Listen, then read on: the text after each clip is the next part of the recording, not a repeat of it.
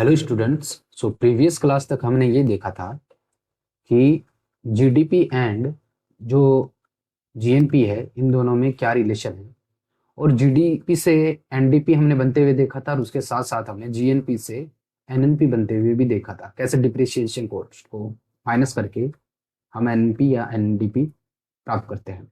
और उसके बाद में हमने ये भी देखा था कि जो एनएनपी है और एनएनपी का जो फैक्टर कॉस्ट वैल्यू और मार्केट प्राइस वैल्यू है, उसमें फैक्टर कॉस्ट वैल्यू के बेसिस को ही हम नेशनल इनकम में कंसिडर करते हैं।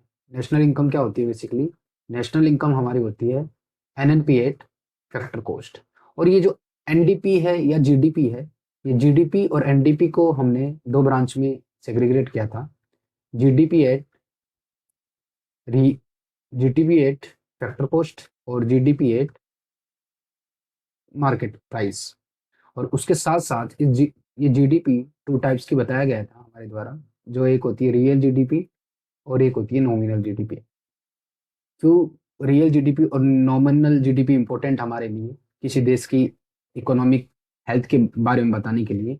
और फिर इन दोनों के रिलेशन से हमने एक इन्फ्लेशन के बारे में हमें पता चला था। इन्फ्लेशन, ठीक है, जिसको जीडीपी डिफ्लेटर भी बोला जाता है। GDP deflator. और हमने इसके बारे में भी, इस रीजन को भी ढूंढा था। ये जीडीपी जो डिफ्लेटर है ना, जो इन्फ्लेशन के बारे में बताता है, ये मोर प्रिसाइजली डब्ल्यूपीआई और सीपीआई से इंपॉर्टेंट क्यों है। और इनके बारे में हम नेक्स्ट लेक्चर में पढ़ेंगे, या तो आज ही पढ़ लेंगे, ठीक है। और उसके बाद में हमने देखा था कि आजकल मार्केट में एक बहुत ज्यादा चर्चा चल रही है, जो कि हो रही है जीडीपी और जीवीए के बारे में। तो हमने ये देखा था कि जीडीपी और जीवीए क्या होता है। दोनों एक ही चीज बताता है, लेकिन अलग अलग तरीके से बताता है। और अब क्यों मार्केट में ये जो जीवीए है ये ज्यादा पॉपुलर है अभी, ठीक है, काफी इमिनेंट पर्सनैलिटी बन चुका है ये। जीडीपी एक, हम कह सकते हैं कि ओवरऑल हेल्थ को बताता है। ओवरऑल हेल्थ को बताता है, किसकी? Economy, health of economy of a nation, of A Nations, ठीक है। किसी देश की पूरी ओवरऑल हेल्थ, जो इकोनॉमी की हेल्थ है ना, उसको बताता है। और ये कब यूज किया जाता है? ये हम जब हम जीडीपी के थ्रू ना कंपेयर कर सकते हैं। किसको कंपेयर कर सकते हैं हम? दो नेशंस की जीडीपी को, जैसे अमेरिका की जीडीपी हो गई और इंडिया की जीडीपी हो गई, ठीक है। लेकिन ये जो जीवीए होता है ना, ये हम क्यों मार्केट में लाए हैं, इसके बारे में बात करते हैं। तो हमने प्रीवियस क्लास तक ये देखा था। तो जो जीवीए होता है, अगर आपको फॉर्मूला याद होगा, और क्यों वो फॉर्मूला आया, जो कि कॉमसी पे डिपेंड करता है। कॉमसी, हमने बात किया था कॉमसी क्या होती है, आप प्रीवियस क्लास देख लीजिए। आज बात करते हैं कि ये जीवीए मार्केट में आया क्यों। जब जीडीपी था तो मार्केट में लाने की जरूरत थी क्यों? अब देखो होता क्या है कि मान लीजिए हमारी इंडिया की जीडीपी है, मान लीजिए 3.2 ट्रिलियन डॉलर, ठीक है।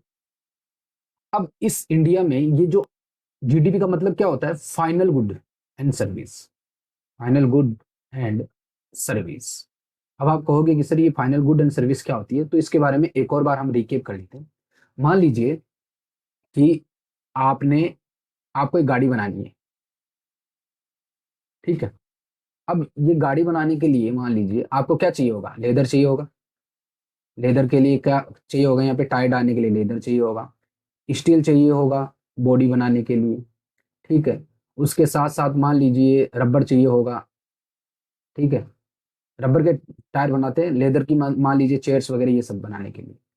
अब होता क्या है कि ये जो स्टील अलग कंपनी से आएगी, रबर अलग कंपनी से आएगा, और इसकी स्टेयरिंग्स अलग कंपनी से होंगी, इसकी जो मोटर बन रही है वो अलग कंपनी से आएगी, और इन सब का असेंबल होता है, फाइनल गुड कार बन के तैयार हो जाती है।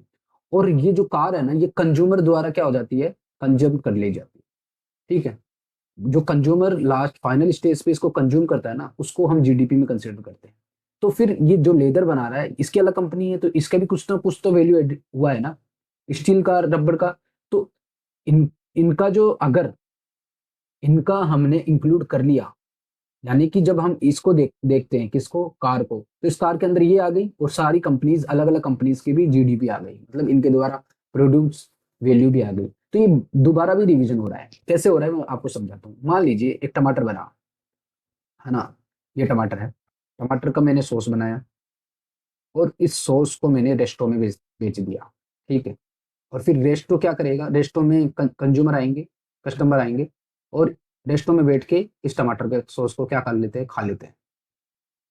तो आप अब यहाँ पे देखो, ये टमाटर मतलब ग्रो कौन कर रहा है, यहाँ पे एक फार्मर ग्रो कर रहा है और फार्मर को इसके 50 रुपए मिल गए टमाटर को बेचने के। फिर ये गई किसी कंपनी में जहाँ पे इसको मैन्युफैक्चर किया जाता है, किसको, सॉस को, और इन्होंने 150 रुपए में बेच दिया। उसके बाद में इन्होंने रेस्टो वाले को बेच दिया कि कितने रुपए में, 300 रुपए। और 300 रुपए के बाद में कोई ग्राहक आता है, उससे 400 रुपए चार्ज कर लेते खाने के। तो फाइनली आप जीडीपी में क्या देख रहे हो, जीडीपी में हम ये पूरे जो स्टेज है उसको नहीं कवर करते, फाइनल ये देखते कि जो कंज्यूमर है ना, ये कंज्यूमर क्या खा रहा है, ये मैटर करता है। समझ रहे हो। तो कंज्यूमर कितने रुपए दिया है, 400 रुपए। अब एक बात बताइए, मान लीजिए फार्मर अपने टमाटर को बेचता है और किसी आदमी को बेचता है, ठीक है, और वो इसको क्या कर लेता है, कंज्यूम कर लेता है, खा लेता है, घर पे सब्जी बना लेता है। तो क्या जीडीपी में नहीं कर होगा, ऑफ कोर्स। जहां पे भी फाइनली मान लीजिए 50 रुपए की इसने टमाटर खा लिया, तो ये जीडीपी में इंक्लूड होगा।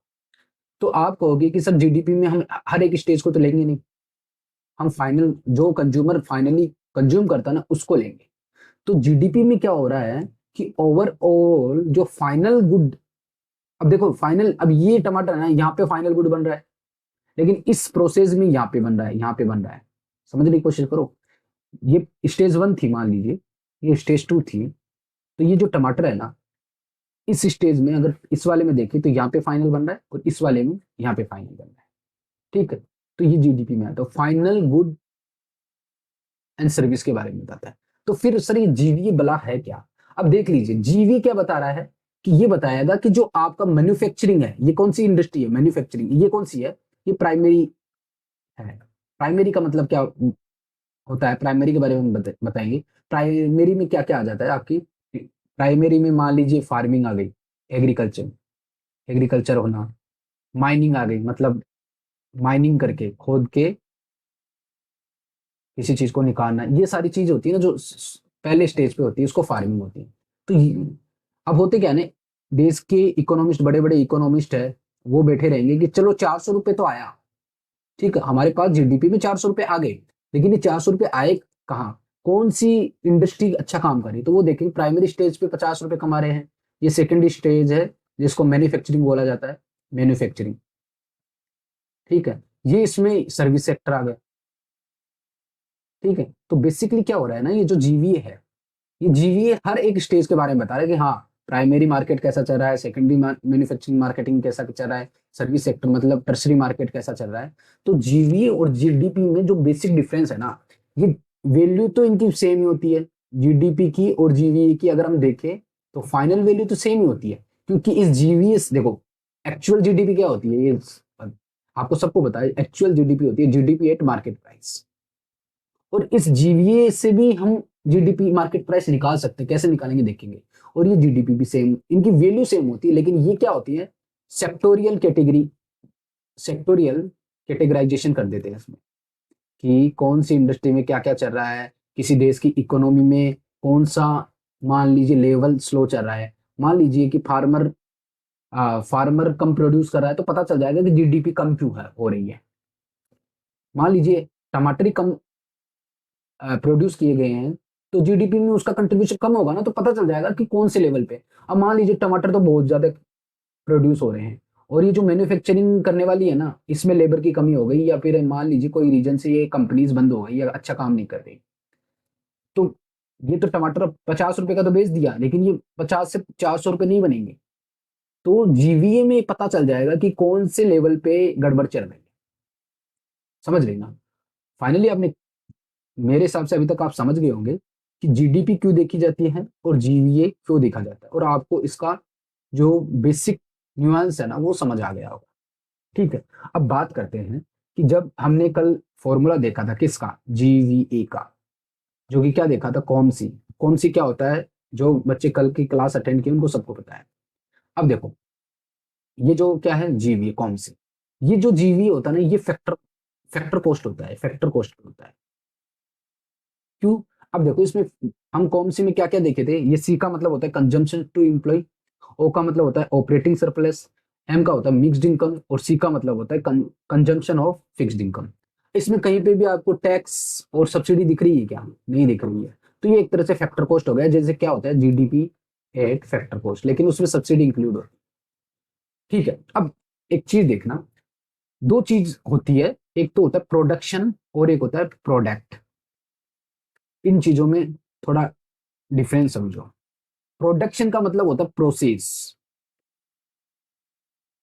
और प्रोडक्ट का मतलब जो आउटपुट हमें मिला है। क्या मिला है? आउटपुट जो हमारे हाथ में आ गया। मान लीजिए टमाटर से क्या बनाना है, सॉस बनाना है। तो टमाटर से सॉस बनाने के बीच में क्या चल रही है, प्रोसेस चल रही है, और इस प्रोसेस को बोलते हैं प्रोडक्शन। तो यहां से हमें दो चीजों के बारे में जानना है कि एक प्रोडक्शन टैक्स क्या होता है और एक प्रोडक्ट टैक्स क्या होता है। ठीक है, तो प्रोडक्ट का मतलब हो गया आउटपुट, प्रोडक्शन का मतलब हो गया प्रोसेस। अब एक बात बताइए, कोई कंपनी में कोई चीज मैन्युफैक्चर हो रही है, ठीक है, मान लीजिए कोई कंपनी है, इसमें कोई चीज मैन्युफैक्चर हो रही है, ठीक, तो इसमें जीवीए एट फैक्टर कॉस्ट तो लगेगा ही लगेगा, जो हमने पहले ऑलरेडी किया। फिर उसके बाद क्या होता है ना कि जैसे इन्होंने एक बार क्या होगा कि मतलब मान लीजिए इनकी मशीन के ऊपर हर साल ये जो लैंड खरीदते हैं, हर साल तो नहीं खरीदते, और लैंड है इनका जो कैपिटल है, इन्वेस्टमेंट है, उसके अलावा आप सारे प्रोडक्शन स्टेज पे लेबर लेबर की जो इनकम है, ये सब इनके ऊपर ना गवर्नमेंट एक प्रोडक्शन टेस्ट लगाती है। कौन क्या लगाती है? Production tax. ठीक है, प्रोडक्शन टैक्स माइनस, और इनको सब्सिडी देती है जिसको बोला जाता है प्रोडक्शन सब्सिडी। समझ रहे हो? जिस तरह से अब GVA eight factor cost and production tax minus production subsidy है ना, इसको हम बोलते हैं जीवीए बेसिक प्राइस। क्या बोलते हैं? GVA eight basic price. अब देखो हमारे पास क्या आ गया, जीवीए फैक्टर कॉस्ट से हमने निकाला GVA basic price. GVA basic price कैसे आ जाएगी? अगर इस फैक्टर कॉस्ट में हम प्रोडक्शन टैक्स ऐड कर दे और प्रोडक्शन सब्सिडी माइनस कर दे, तो जीवीए बेसिक प्राइस। अब ये यहां से बन जाएगा, अब इस इंडस्ट्री के अंदर ये बना, गेट पे खड़े हो गए वापस, और यहां से कहाँ पे जाएगा? ये मार्केट में जाएगा। तो हम क्या इस पूरे इंडस्ट्री को बेच रहे हैं क्या? लैंड कैपिटल लेबर नहीं, हम जो प्रोडक्ट बनाए थे, आउटपुट बनाया है हमने, मान लीजिए क्या बनाया हमने, सॉस बनाया। अब ये सॉस की बोतल क्या जाएगी? मार्केट में जाएगी बिकने के लिए। तो यहाँ पे गवर्नमेंट ना इस पे प्रोडक्ट, क्योंकि क्या बन चुका है, ये प्रोडक्ट बन चुका है, तो इस पे क्या लगाएगी? और प्रोडक्ट टैक्स लगाएगी, और एक सब्सिडी देगी जिसको बोलते हैं प्रोडक्ट सब्सिडी। तो इस जीवीए जो बेसिक प्राइस था, यहां तक क्या आ गया था? जीवीए बेसिक प्राइस आ गया था। अब इसमें जैसे ही प्रोडक्ट टैक्स और प्रोडक्ट सब्सिडी माइनस करेंगे ना, तो हमें मिल जाएगा जीडीपी मार्केट प्राइस। वही हमने जीडीपी फैक्टर कॉस्ट से मार्केट प्राइस कैसे निकाला था? इनडायरेक्ट टैक्स ऐड कर दो और सब्सिडी माइनस कर दो, तो इसको क्या बोलते हैं? GDP at market price. तो आपने ये देखा कि हमने जीवीए से भी क्या निकाला है? जीडीपी निकाली है, जिसको मार्केट प्राइस। अब फाइनली हम एक चीज देख लेते हैं, रिकेप कर लेते हैं जो भी हमने समझा उसको। आपको ये समझना है कि जीडीपी मार्केट प्राइस क्या होती है। आप कहोगे सर जीडीपी मार्केट प्राइस होती है GVA eight factor cost plus production tax, ठीक है, और माइनस प्रोडक्शन, देखो प्रोडक्शन टैक्स और प्रोडक्शन सब्सिडी, और उसके अलावा इसमें वापस क्या जुड़ जाएगा? Product tax minus product subsidy. हम एक साथ लिख दिए, और हम जानते हैं कि यहां से लेके यहां तक इसको क्या बोला जाता है? GVA at basic price plus product tax minus product subsidy. ठीक है, और इसको क्या बोला जाता है? GDP at market price. अब यहां से लेके यहां तक जी जीवीए एट जो बेसिक प्राइस होती है, ये हमने यहां से देखे यहां तक factor cost plus basic price को हम क्या कर सकते हैं? कन्वर्ट कर सकते हो। और ये जो जीवीए फैक्टर कॉस्ट होता है वो कैसे प्राप्त होता है, कॉमसी। फिर कॉमसी क्या होता है ये प्रीवियस क्लास में आप देख लेंगे। तो इस तरह से हमने जीवीए से क्या प्राप्त कर लिया, जीवीए से हमने प्राप्त किया, हमने हमें क्या रिसीव हुआ, जीडीपी एट मार्केट प्राइस, और ये क्या होती है जीडीपी। तो बेसिकली हो इसका मतलब क्या हुआ, इसका निष्कर्ष क्या निकला है, इसका निष्कर्ष तो ये निकला है कि जो जीडीपी और जीवीए है ना वो बता तो रहा है इकोनॉमी के बारे में कि कितनी बड़ी इकोनॉमी, लेकिन ये सेक्टोरियल कैटेगराइजेशन के साथ बता रहा है। इसमें हर एक लेवल पे देखा जा रहा है कि कैसे, देखो इस जीवीए में क्या क्या आ रहा है, कौन सी आ रहा है।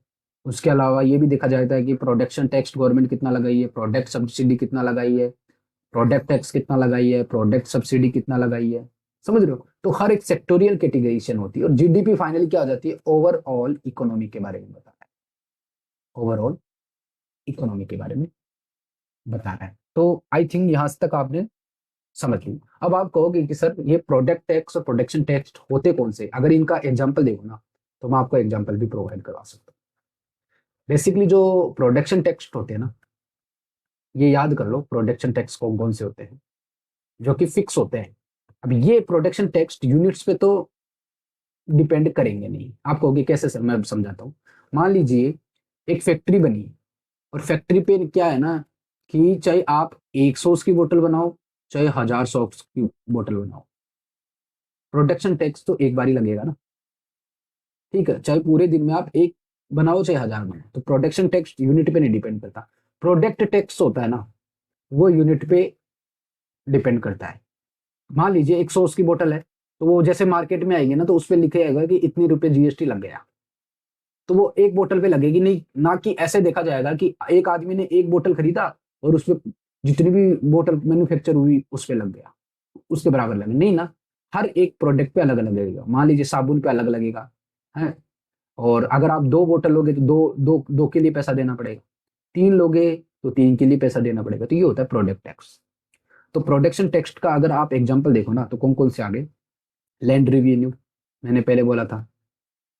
ऐसे थोड़ी ना है कि लैंड रेवेन्यू बार बार लगेगा। मान लीजिए आपने 5 बोतल बनाई सॉस की, तो इसका मतलब ये थोड़ी ना कि 5 बनाई तो आप 5 बार लैंड रेवेन्यू दो, नहीं, एक बार ही दोगे ना, चाहे 5 बनाओ चाहे एक बनाओ।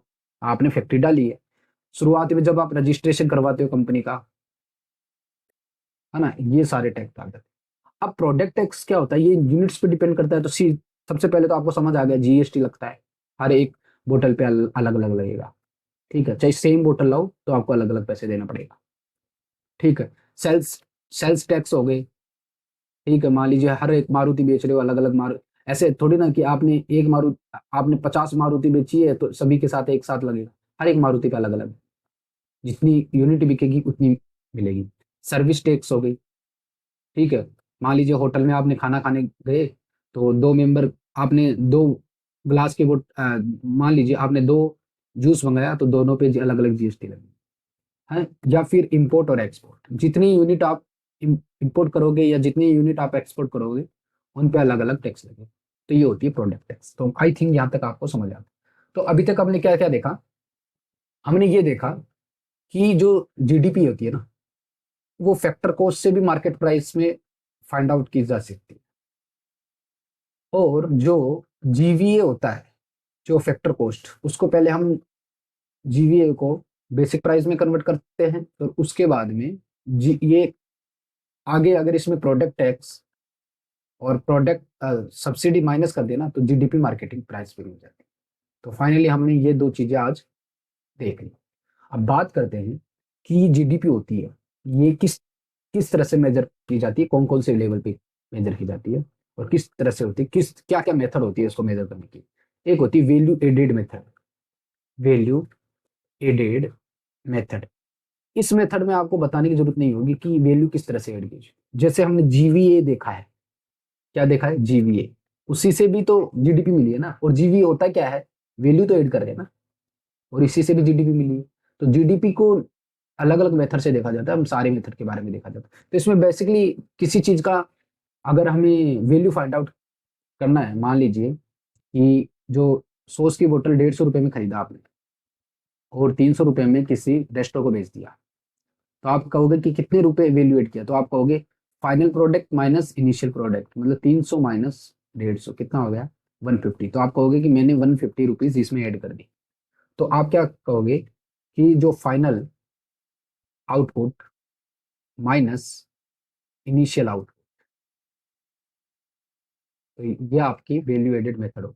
जीडीपी को अलग अलग मेथड से देखा जाता है। अब दूसरी जो है वो होगी इनकम मेथड। आप कहोगे सर इनकम मेथड से कैसे पता चलेगा कि जीडीपी।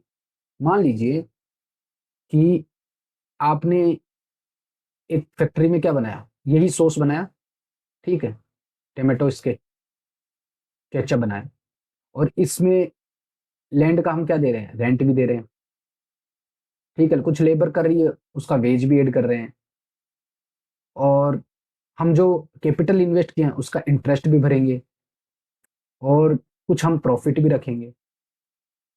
कौन सा कैपिटल इन्वेस्ट किया है, टमाटर खरीदने में, तो हम ये देख लेंगे कि इनमें कितना इनकम हो रहा है, क्योंकि रेंट दे रहे एक, वेज, इंटरेस्ट और प्रॉफिट इनको भी ऐड कर देंगे ना। तो मान लीजिए 50 रुपए में बेचा, तो ये 50 रुपए कैसे आए, रेंट मान लीजिए 10 रुपए हो गए, वेज मान लीजिए 20 रुपए हो गए, ये 10 रुपए हो गए, ये 10 रुपए हो गए, तो निकला क्या, ये 50। और ये क्या हो रही है, जीडीपी हो रही है। तो इनकम मेथड के थ्रू भी हम देख सकते हैं कि इनकम अलग अलग लोगों को कैसे मिलेगी। जैसे लैंड के लिए रेंट, और लेबर के लिए वेज, कैपिटल के लिए इंटरेस्ट, और जो एंटरप्रेन्योर है वो अपना क्या देखेगा, प्रॉफिट देखेगा। थर्ड जो मेथड होती है, ये भी किसको बता रही है, ये भी जीडीपी को बता रही है, ये भी किसको बता रही है, ये भी जीडीपी को बता रही है। जीडीपी का मतलब फाइनल प्रोडक्ट का वैल्यू। तीसरी एक और मेथड हो सकती है जिसको एक्सपेंडिचर मेथड बोलते हैं। क्या बोलते हैं, एक्सपेंडिचर मेथड। अब ये जो रेंट है, ये रेंट किसी ना किसी को तो दे रहे हैं ना, तो कहोगे बिल्कुल, ये वेज भी किसी को दूसरे को दे रहे हैं। तो ये जो कंपनी का मालिक है, ये वेज और ये कुछ ना, ये सारी चीजें किसी ना किसी को दे रहे हैं। तो एक्सपेंडिचर मेथड में क्या क्या देखा जाता है, एक्सपेंडिचर मेथड में आपको याद करना है जीआई से, गवर्नमेंट ऑफ इंडिया कॉर्पोरेशन, ये याद रख लो। तो आप कहोगे जी का मतलब क्या हो गया, गवर्नमेंट जितना भी अपनी कंट्री में एक्सपेंडिचर कर रहा है ना, गवर्नमेंट का एक्सपेंडिचर क्या हो गया, जैसे प्रोडक्शन टैक्स लगा दिया, सब्सिडी दे दी किसी चीज के लिए, ठीक। और आई का मतलब हो गया, चाहे प्राइवेट सेक्टर हो गवर्नमेंट सेक्टर हो, कुछ ना कुछ तो इन्वेस्टमेंट करेंगे। प्राइवेट सेक्टर मतलब कुछ टमाटर खरीद के उसको प्रोसेसिंग कर रहे हैं, उसके अलावा तो ये एक्सपेंडिचर है, मतलब एक्सपेंडिचर कर रहे हैं, ये खर्च कर रहे हैं। सी का मतलब हो गया प्राइवेट कंज्यूमर्स, है ना, कंजम्पशन मान लो। तो जैसे आप और मैं सब लोग हैं, वो कुछ ना कुछ खरीद रहे हैं, डेली खा रहे हैं, तो वो भी हमारा खर्चा हो गया, ठीक है। प्लस हम हमारे इंडिया में कितना तो इंपोर्ट कर देते हैं, और उसके लिए कितना तो एक्सपोर्ट कर देते हैं, कितना इंपोर्ट कर देते हैं। तो ये सारी चीज होती है एक्सपेंडिचर मेथड में। तो इनको भी जब आप ऐड करोगे तो आपको मिलेगी तो क्या, जीडीपी मिलेगी। देखो गवर्नमेंट का खर्चा, और बाकी का प्राइवेट लोगों का इन्वेस्टमेंट, वो भी तो खर्चा ही कर रहे हैं, और बाकी का हम जो लोग खा रहे हैं वो भी तो खर्चा ही कर रहे हैं, और बाकी का हम इस देश से खा के जितना बाहर भेज देते हैं और कुछ कुछ अंदर इंपोर्ट कर लेते हैं, वो सारे को मिलाएंगे तो भी जीडीपी। तो हमने जीडीपी भी देख लिया कि जीडीपी को सिर्फ एक तरीके से नहीं मेजर किया जाता था, हम जीवीए के थ्रू भी मेजर कर सकते हैं, इनकम मेथड के बेसिस पे भी कर सकते हैं, और एक्सपेंडिचर मेथड के बेसिस पे कर सकते हैं। अब सबसे इंपॉर्टेंट चीज है, उसको समझो थोड़ा। अब ये जो हम इकोनॉमी देख रहे हैं ना, जो पढ़ रहे हैं, ये दो तरीके से पढ़ रहे हैं। एक हो गई मैक्रो इकोनॉमी, एक हो गई माइक्रो इकोनॉमी। मैं अभी क्यों समझाया हूँ, पहले क्यों नहीं लाया ये टॉपिक, क्योंकि आप समझ सकते। अब मैक्रो इकोनॉमी में क्या होता है, जैसे मान लीजिए यहाँ पे हर इंडिविजुअल है, एक एक कार है, ठीक है, और अलग अलग एथेनिसिटी के लोग हैं, अलग अलग जगह पे रहते हैं, ठीक है। तो आप हर एक इंडिविजुअल की जब आप इकोनॉमी देखोगे ना, जैसे पर कैपिटा इनकम और ये सब चीजें देखोगे, तो इस इतने लेवल को बोलते हैं micro economy. Micro economy individual level पे, याद कर लो, इंडिविजुअल लेवल पे। तो इससे अपने किसी देश की ना अर्थव्यवस्था को मेजर नहीं किया जा सकता, क्योंकि हर आदमी, मान लीजिए मुकेश अंबानी बहुत ज्यादा अमीर है और एक बहुत ज्यादा गरीब है, तो इनके लिए आप कोई स्कीम बनाओगे तो माइक्रो लेवल पे तो बना नहीं सकते ना, आप क्या बनाओगे, मैक्रो लेवल पे बनाओगे। मैक्रो लेवल मान लीजिए कि इतने बेलो पॉवर्टी लेवल के लोग कितने लोग हैं, कितने लोग बहुत ज्यादा अमीर है। तो किसी भी देश की ग्रोथ, अगर हम ग्रोथ के बारे में बात करें, या फिर इन्फ्लेशन, अब एक आदमी के आधार पे तो इन्फ्लेशन होगा नहीं ना। इन्फ्लेशन तो मान लीजिए मार्केट में हर आदमी 300 रुपए का प्याज खरीदने लगा है तो इन्फ्लेशन बढ़ गया है।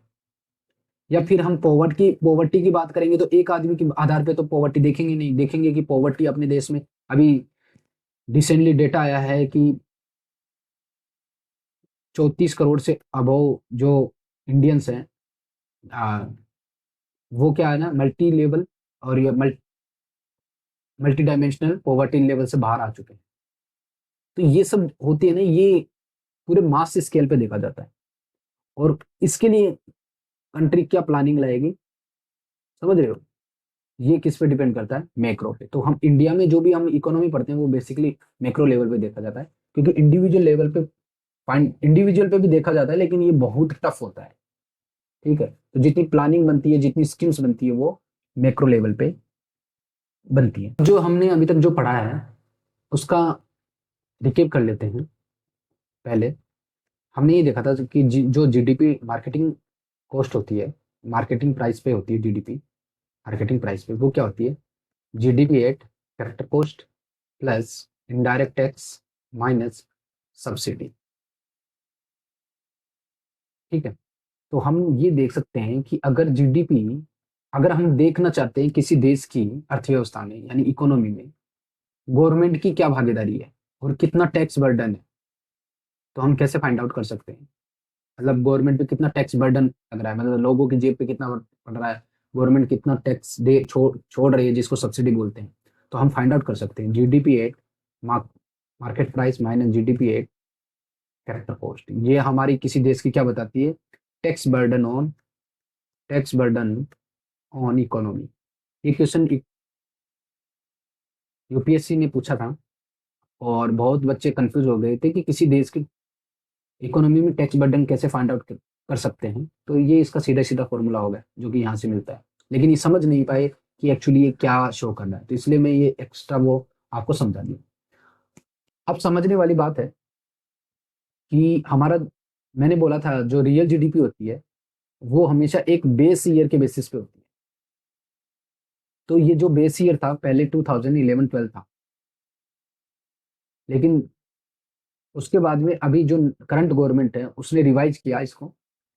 ठीक है, और इसने बेस ईयर 2017-18 घोषित कर दिया, ये आपका करंट का इश्यू है। ठीक है, और इसको करने वाला कौन होता है, सीएसओ होता है। सीएसओ का मतलब क्या होता है, सेंटर स्टेटिक्स ऑफिस। ठीक है, जिन्होंने ये बेस ईयर को रिवाइज किया, इसके आधार पे देखा जाता है किसी देश की अभी करंट मतलब नॉमिनल जो जीडीपी है वो बढ़ रही है या घट रही है, जिसको हम रियल जीडीपी बोलते हैं।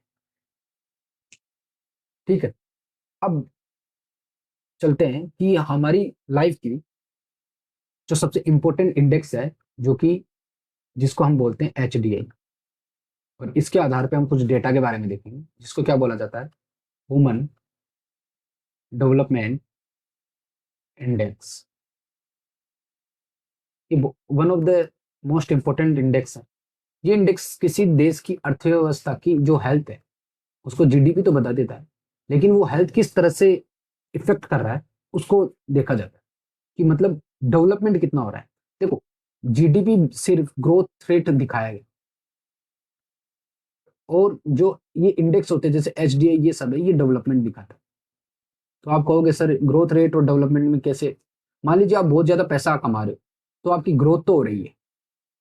ठीक है, मतलब आपका जो नंबर है ना, नंबर तो इंक्रीज हो रहा है पैसे का, लेकिन आप कैंसर से पीड़ित हो, मतलब कोई भी है, या फिर आपकी हेल्थ इश्यू बहुत ज्यादा है, तो क्या आपका ये जो ग्रोथ हो रही है, क्या ये आपकी बॉडी में डेवलपमेंट या आपके माइंड में डेवलपमेंट या आपका लाइफ का डेवलपमेंट कर पाएंगे, नहीं कर पाएंगे। तो इसलिए हम डेवलपमेंट इंडेक्स को भी देखते हैं। ठीक है, अब डेवलपमेंट इंडेक्स है ना, वो तीन चीजों पे डिपेंड करता है। वो कौन कौन सी चीजें होती है, पहली होती है एजुकेशन, एक दूसरी होती है standard living index, standard living index, और जो तीसरी होती है ना उसको बोलते हैं लाइफ एक्सपेक्टेंसी इंडेक्स। कौन कौन सी हो गई? Education, standard living index, life expectancy index. Sir ये होता क्या है? देखो एजुकेशन में तो ये देखा जाता है कि कोई बच्चा कि, कितने साल तक स्कूल में रहता है।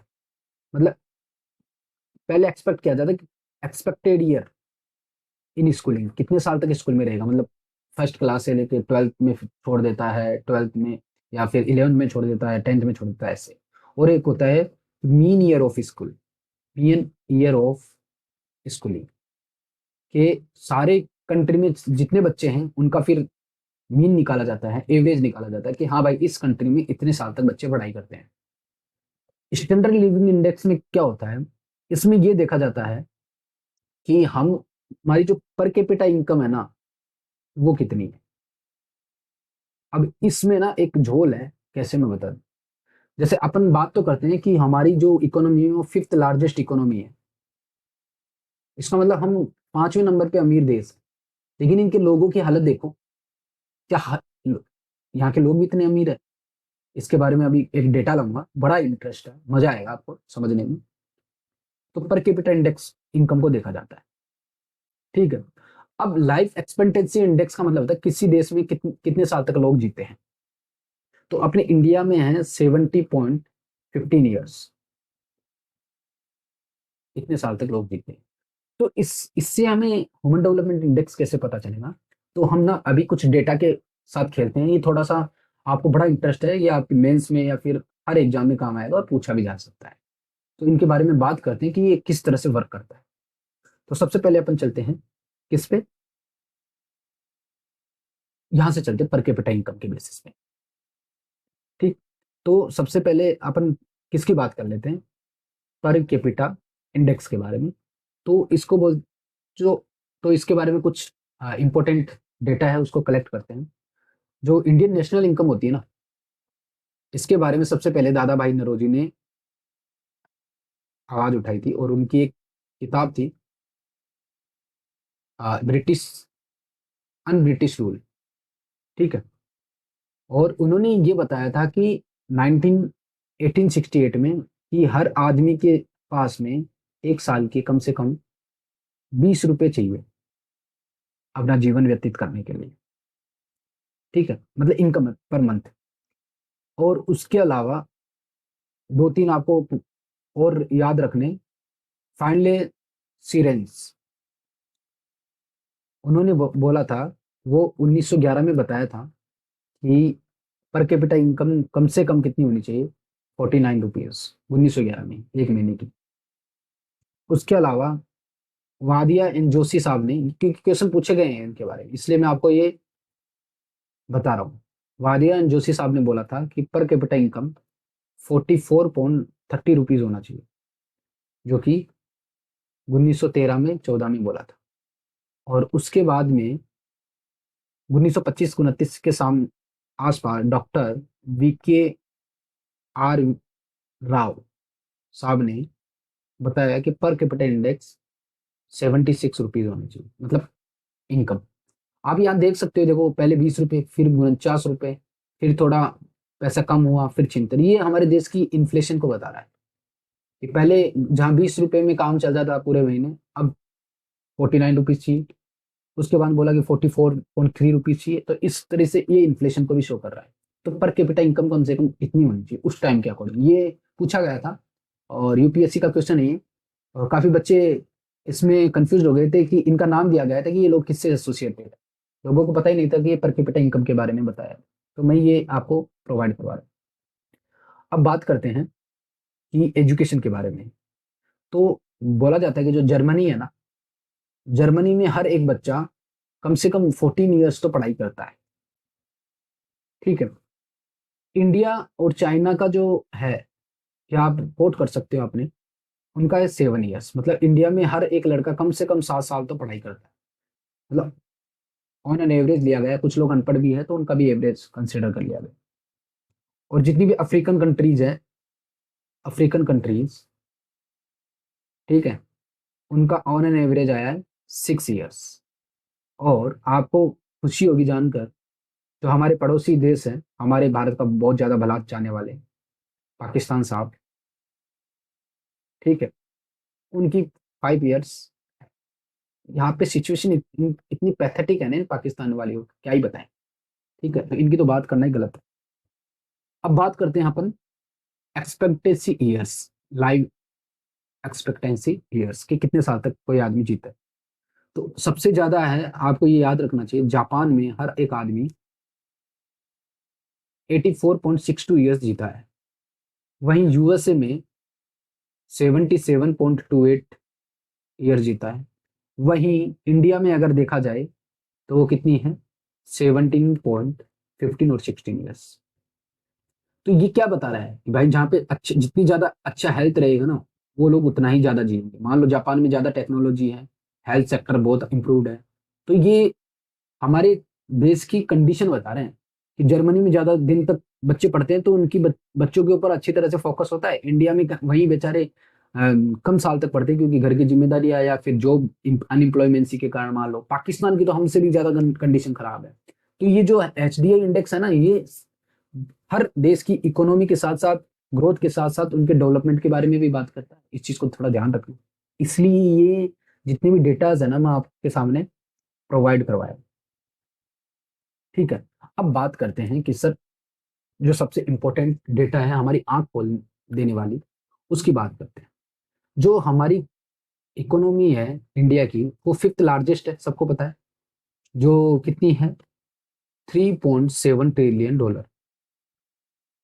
ठीक, अब बात करते हैं कैसे।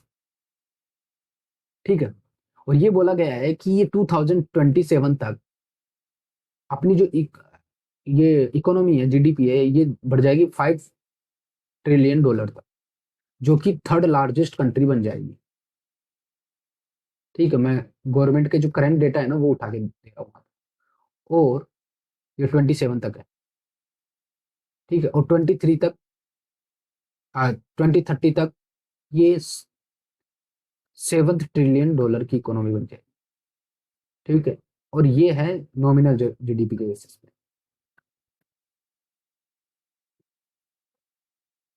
ठीक, अब बात करते हैं इंटरेस्टिंग फैक्ट की। अब देखो सबसे टॉप पे कौन सा है, यूएसए, आप सबको पता है। ठीक, जिसकी जीडीपी कितनी है, 25.44 ट्रिलियन डॉलर।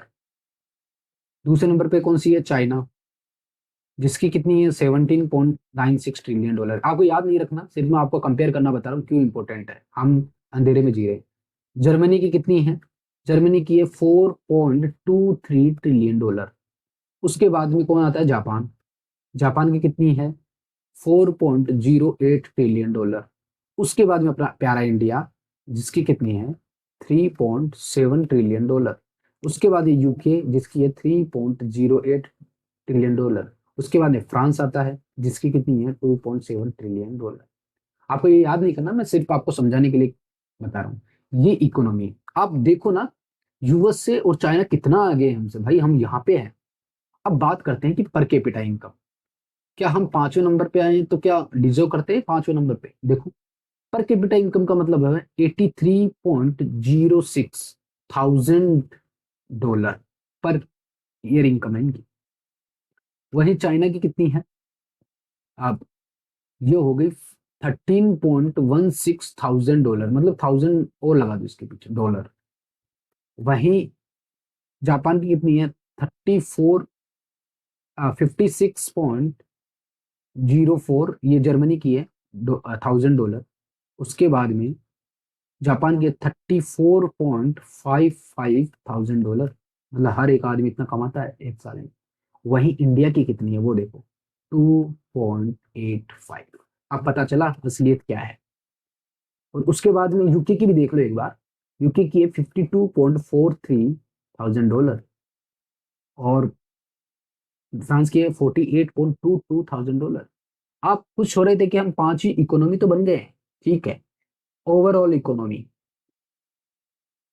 ठीक है, लेकिन जो कि यूके को और फ्रांस को भी सरपास करके हम फिफ्थ नंबर पे चले गए। लेकिन भाई साहब यहाँ पे देखो थोड़ा, पर कैपिटा हर आदमी की इनकम यहाँ ज्यादा है और यहाँ पे कम। तो ये क्या शो कर रहा है, इकोनॉमी बेशक बड़ी है लेकिन साथ साथ इन इक्वलिटी भी बड़ी है। जो पहले अमीर लोग थे ना, वो अमीर बनते जा रहे हैं, ये शो कर रहा है। इंडिया में जो पहले अमीर थे वो ओवरऑल इकोनॉमी तो बढ़ गई है, लेकिन जो गरीब थे ना वो और गरीब बनते जा रहे हैं, और जो अमीर है वो और अमीर बनते जा रहे हैं, और वो उनकी ग्रोथ हो रही है वो बहुत ज्यादा फास्ट हो रही है। इसलिए हम इनसे ऊपर तो आ गए, लेकिन पर कैपिटा इनकम कम है। साथ साथ दूसरा और है, पॉपुलेशन भी एक रीजन है, पॉपुलेशन कुछ ज्यादा है। लेकिन अगर आप देखो तो चाइना भी हमारे पे सेकंड नंबर पे, फिर भी 13.16 है। दो तीन रीजन है इस वजह से। हमारी इकोनॉमी तो बेशक फिफ्थ लार्जेस्ट है, लेकिन अगर हम पर कैपिटा इनकम देखें ना तो पता नहीं कहाँ पे स्टैंड करते हैं अपन। समझ रहे हो? तो ये प्राउड करने का मोमेंट भी है और प्राउड करने का मोमेंट नहीं है। लेकिन एक प्राउड करने का मोमेंट मैं आपको बता देता हूँ। आप कहोगे सर कैसे? प्राउड करने वाली बात क्या है, ग्रोथ रेट देखेंगे ना किसी कंट्री की, तो मैं आपको बता दूं, जो यूएसए की ग्रोथ रेट है ना, यूएसए बेशक हमसे बहुत बड़ा इकोनॉमिक मास्टरमाइंड है और बहुत बड़ा मतलब पर कैपिटा इनकम में भी आगे है, लेकिन इसकी ग्रोथ रेट है 1.5% पर ईयर। अगर आप चाइना की देखोगे तो चाइना वन ऑफ, ये डेवलपिंग कंट्री में आती है। हमेशा याद रखो डेवलपिंग कंट्री की ग्रोथ रेट ज्यादा रहेगी, क्यों? क्योंकि वो उसके पूरे लेवल का जो रिसोर्स है उसको यूज करने के लिए दौड़ रही है, जबकि ऑलरेडी डेवलप्ड कंट्री है ना वो कर चुकी है, अब उनकी स्पीड स्लो हो गई है। तो इनकी है 4.2%। वहीं अगर आप जर्मनी की देखोगे तो जर्मनी की कितनी है? 0.9%। देखो कितनी कम ग्रोथ रेट है, मतलब हर साल सिर्फ 0.9% ही बढ़ रही है। वहां जापान की देखें तो जापान सिर्फ 1%। कितनी टेक्नोलॉजी है। अब बात आती है इंडिया की, जो कि 6.3%, यूके की 0.6%, फ्रांस की 1.3%। अब यहाँ पे हमारा प्राउड करने का मोमेंट है। यानी कि बेशक इनइक्वलिटी ज्यादा है हमारे इंडिया में, लेकिन हर साल एक वक्त आएगा कि हम टॉप पे चले जाएंगे। कुछ सालों से हमारी इंडिया की जो ग्रोथ रेट है जो ऑन एवरेज 6.3 है, और इस साल तो 8.4% बढ़ी है, जो कि एक मतलब अभी रिसेशन का टाइम चल रहा है, मंदी का टाइम चल रहा है पूरे वर्ल्ड में, लेकिन अभी इंडिया एकमात्र ऐसा देश है जो 8.4% के साथ में ग्रोथ किया है। चाइना अगर 4.2% से ग्रोथ कर रहा है, इंडिया 6.3 से है ना, तो चाइना को इजीली हम सरपास कर सकते हैं अगर ये स्पीड मेंटेन रखे तो। लेकिन पता नहीं ना, अनस्टेबल गवर्नमेंट हो जाती है, देश में नए नए राजनीतिक आ जाते हैं, पॉलिटिशियंस आ जाते हैं अपने मतलब के लिए, पूरा मतलब स्कीम चेंज कर देते हैं, सिस्टम चेंज कर देते हैं। मैं किसी पर्टिकुलर गवर्नमेंट को नहीं बोल रहा, चाहे वो करंट हो चाहे प्रीवियस हो, इनका रीजन है। लेकिन हाँ, अभी कुछ अच्छा संकेत चल रहा है कि हम बहुत जल्दी फिफ्थ लार्जेस्ट बन तो जाएंगे, साथ साथ में इस इनइक्वलिटी को खत्म करना पड़ेगा। अगर ये है तो कोई दिक्कत नहीं है। ठीक है, तो आपको ये डेटा लिख लेना चाहिए, और आप मेंस के एग्जाम में या जितनी भी पीसीएस एग्जाम है इनमें याद रख लो, और ये पूछा जा सकता है। ठीक, तो आज का जो चैप्टर है हमने क्या क्या पढ़ा है उसको एक बार रिकेप कर लेते हैं। हमने देखा था कि जो जीवीए होता है एंड जीडीपी होती है, इन दोनों में बेसिक डिफरेंस क्या होता है। जीवी क्यों इंपॉर्टेंट है और जीडीपी क्यों इंपॉर्टेंट है। जीडीपी से हम क्या कर सकते हैं, किसी नेशंस के इकोनॉमी को कंपेयर कर सकते हैं। ठीक है, कोई भी एक या एक से ज्यादा देश। वहीं हम जीवीए से क्या कर सकते हैं, किसी नेशन के अंदर, एक देश के अंदर कौन कौन सा सेक्टर किस किस स्पीड से ग्रोथ कर रहा है उसके बारे में कर लेते हैं, साथ साथ में इन सबका कंट्रीब्यूशन क्या रहा है। समझ रहे हो? इसलिए हमारे जीवीए में बात कर लेते हैं। उसके अलावा हमने देखा था कि जीवीए से हम जीडीपी कैसे ला सकते हैं। जैसे कि अगर हम जीवीए फैक्टर कॉस्ट है, इसमें प्रोडक्शन टैक्स ऐड कर दे और प्रोडक्शन सब्सिडी माइनस कर दे, ठीक है, तो हमें क्या मिल जाएगा, जीवी 8 बेसिक प्राइस मिल जाएगा। और जब इसमें production tax, product tax and product service minus कर देंगे, तो हमें क्या मिल जाएगा, GDP 8 मार्केट प्राइस। और ये जो GDP 8 मार्केट प्राइस होती है ना, ये क्या होती है, जीडीपी ही होती है, एक्चुअल जीडीपी। और ये तो हमने जीवीए से निकाला था। उससे पहले अगर हम इसको जीटीबी से निकाले, तो जो GDP 8 फैक्टर कॉस्ट है इसमें इनडायरेक्ट टैक्स ऐड कर दे और सब्सिडी को माइनस कर दे, तो हमारे पास क्या आ जाएगी, GDP 8 मार्केट प्राइस आ जाएगी। ठीक है, अब दूसरी चीज हमने क्या देखा था कि एक होता है HDI इंडेक्स। ये इंडेक्स है, ये हम किसी भी देश की किसको शो करता है, डेवलपमेंट को शो करता है। ध्यान रखना, ये ग्रोथ को शो नहीं करता। ग्रोथ तो बेशक बहुत अलग-अलग कंट्री का अलग-अलग वो सिर्फ़ जीडीपी के डाटा के बेसिस पे होता है। ये हेल्थ को भी शो करता है कि अंदर से कैसी है, खोखली तो नहीं है। डेटा तो ज़्यादा है लेकिन यहाँ के लोग जीते ही नहीं है, क्या मतलब है फिर? ठीक है, यहाँ के लोग पढ़ाई नहीं कर रहे, बस पैसा कमाने के पीछे भाग रहे हैं, तो उनका ओवरऑल डेवलपमेंट नहीं हो सकता। तो इसमें भी हमने देखा था ये 3 चीज़ों पे डिपेंड करता है। एक एजुकेशन पे डिपेंड करता है, ठीक है?